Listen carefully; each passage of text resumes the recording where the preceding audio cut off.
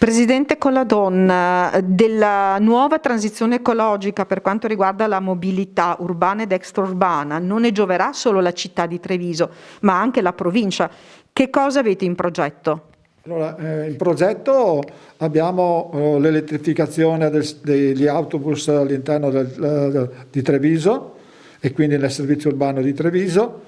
Per tale motivo noi stiamo già pensando a utilizzare il piano di PNRR. Il recente decreto 530 stanzia 7 milioni e 2, il precedente decreto 234 stanzia 7 milioni e mezzo. Complessivamente quindi abbiamo circa 15 milioni di euro da impiegare in due parti fondamentali. Il primo è sul materiale rotabile, quindi acquisto di autobus elettrici. Il secondo riguarda ovviamente le infrastrutture, perché gli autobus elettrici devono essere alimentati e devono avere delle attrezzature particolari. Noi non ci fermiamo qua.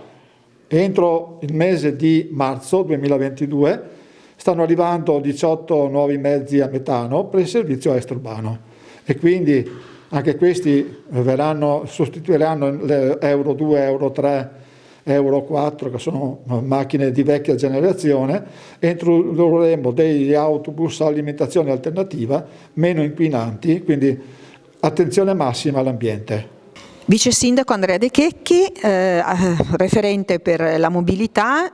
C'è una novità molto importante in arrivo, sono questi 7,2 milioni di euro messi a disposizione dal PNRR per rinnovare ancora di più la flotta dei nostri autobus con ovviamente energia elettrica, perché Treviso purtroppo ha un primato, che è una città inquinata.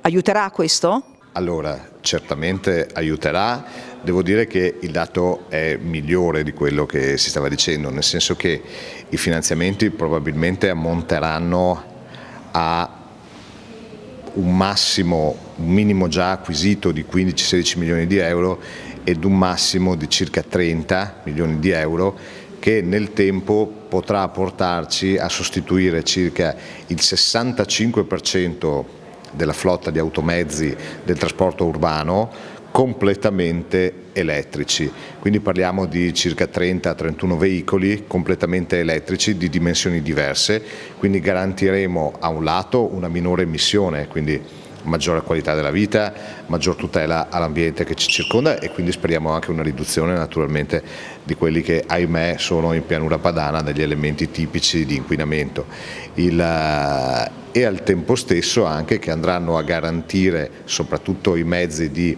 minor grandezza un minor impatto anche in termini estetici, di viabilità, rispetto per i nostri monumenti e rispetto per i cittadini residenti che avranno meno rumore, meno inquinamento e anche meno vibrazioni, perché un tema è anche quello legato nelle città storiche e murate come Treviso, anche a quello. Quindi una rivoluzione del trasporto pubblico che porterà Treviso ad essere una delle città più all'avanguardia anche in termini di sostenibilità del trasporto pubblico locale.